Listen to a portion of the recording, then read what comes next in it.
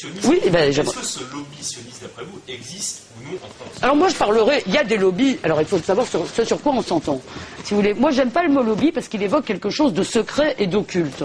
Je pense qu'il y a en France, comme dans toutes les démocraties, des groupes qui essayent de peser sur la politique de leur pays, que ce soit dans les partis politiques, que ce soit dans leurs partis politiques, où il y a des bagarres aussi autour de ces questions, que ce soit à travers des associations qui essayent d'influencer la politique de leur pays.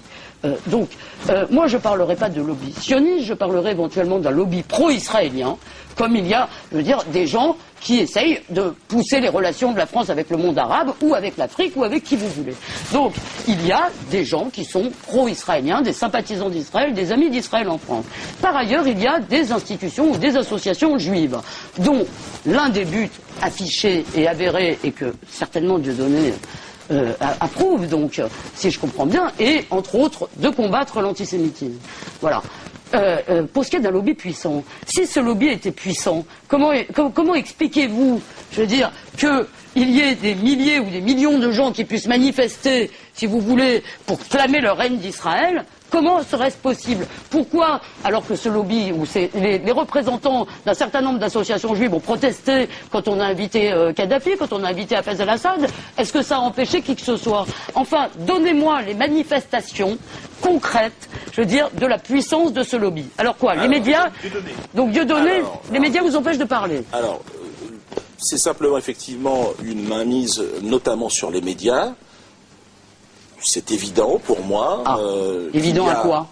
Je prendrai mon propre exemple pour éviter de rentrer dans une sorte de paranoïa que vous décriviez tout à l'heure, une sorte de complot. Moi, je ne crois pas au complot. Non, vous croyez juste que le sionisme est responsable de tous les malheurs du monde.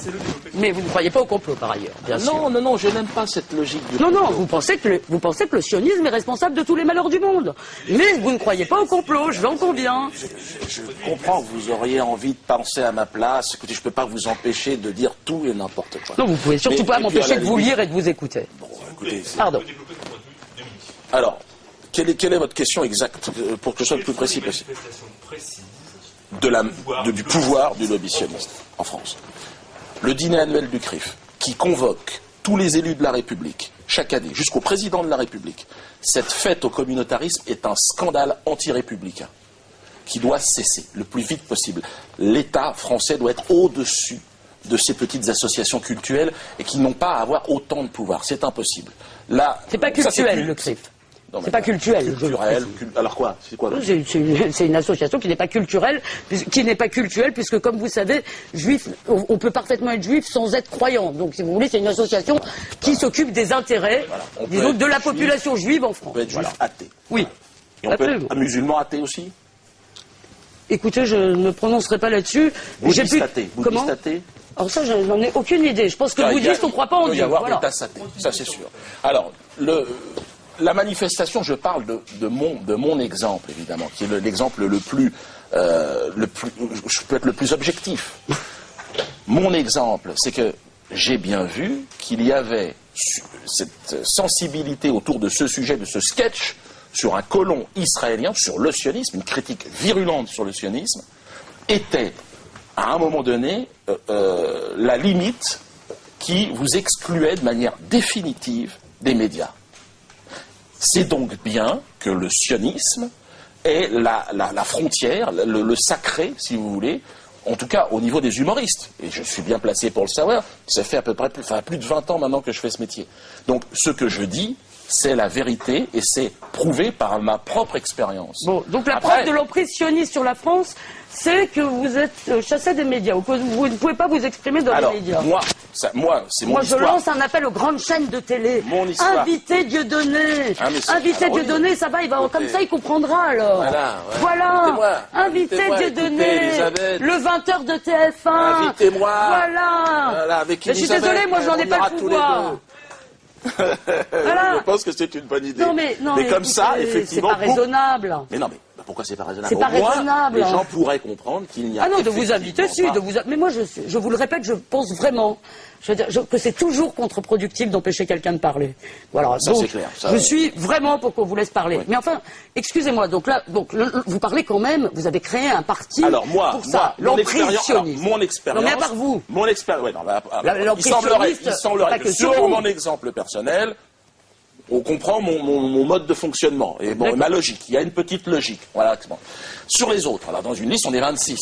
Et chacun, dans cette liste, avec son parcours, son vécu, arrive avec la même histoire. Mais chacun a eu son grain de sable juif, quoi. Chacun pas a eu juif. Des emmerdements avec son juif, alors, et il en veut à tous les juifs. Il Bon, est à tous les très sionistes, pardon. important. Il est très important de dire qu'il y a des juifs sur la liste.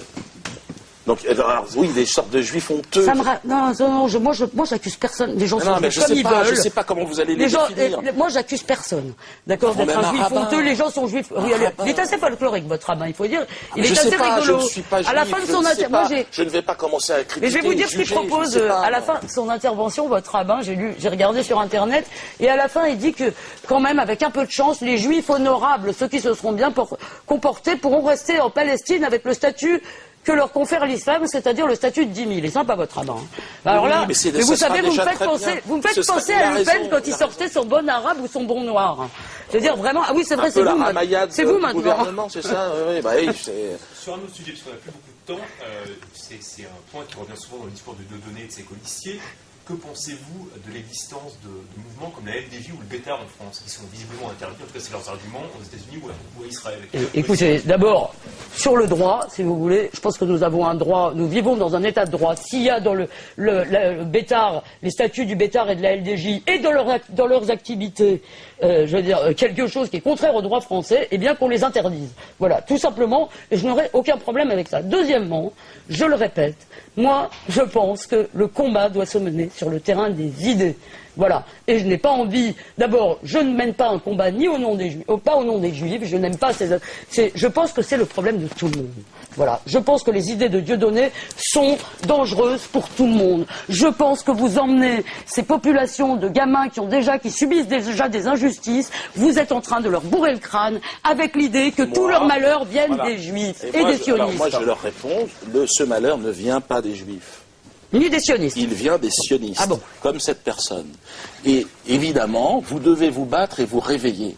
Et vous émanciper de ce type de discours paternaliste, insupportable. Vous êtes nés libres et vous mourrez libres. Voilà ce que je vous dis. Et avancez, ensemble. On va gagner. Et donc vous... Non mais attendez. LDJ et Bétard, juste en quelques phrases, on connaît votre position, mais... LDJ et Bétard, bon, moi je les ai eus, je les ai côtoyés, enfin bon, c'était par des petites séquences de 2-3 minutes. Non mais c'est comme si on parlait des Noirs en France en parlant de la tribu K, si vous voulez. Moi je veux bien, je veux dire, mais... Non mais c'est vrai que, bon, c'est étonnant, effectivement, que ça puisse exister. Évidemment, je suis contre ce type d'association, de mouvement, d'une lâcheté assez infinie. C'est systématiquement, ils s'attaquent à des femmes, des enfants, ou alors à 4 ou 5 contre 1.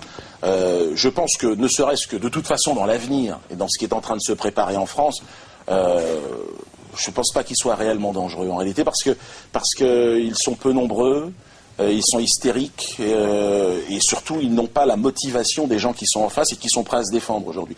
La LDJ va entraîner évidemment des groupements d'associations de défense pour les musulmans, pour les noirs, et à un moment donné ils vont régler leur compte. Et je pense qu'effectivement la LDJ...